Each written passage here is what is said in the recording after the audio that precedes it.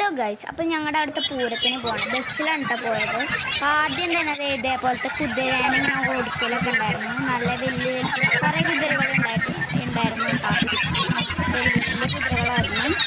പിന്നെ ഞങ്ങൾ പോയത് ഈ ഒരു സാധനം കാണാനാണ് കേട്ടോ. അതിങ്ങനെ കുറേ നേരം ഇരുന്ന് കളിച്ചിരുന്നു. കുറേ എന്താ പറയുക, എനിക്ക് അങ്ങനെ വലിയ തറയൊന്നുമില്ല, എന്തൊക്കെ പറയും ഇതിന്.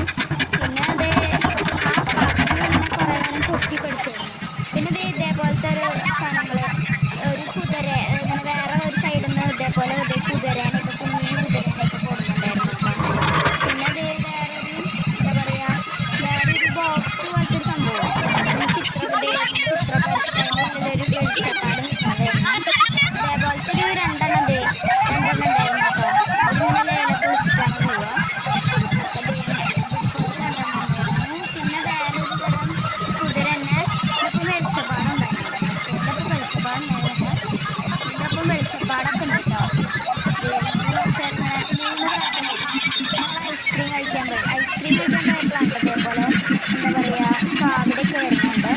പിന്നെ ഞങ്ങൾ എന്താ പറയുക, ഇതേപോലത്തെ ഒരു അമ്മൂനേനൊക്കെ കണ്ടു. അമ്മൂനെ ആ പാപ്പനെ പിന്നെ കടയിൽ കയറി തിരിച്ചു പോന്നു.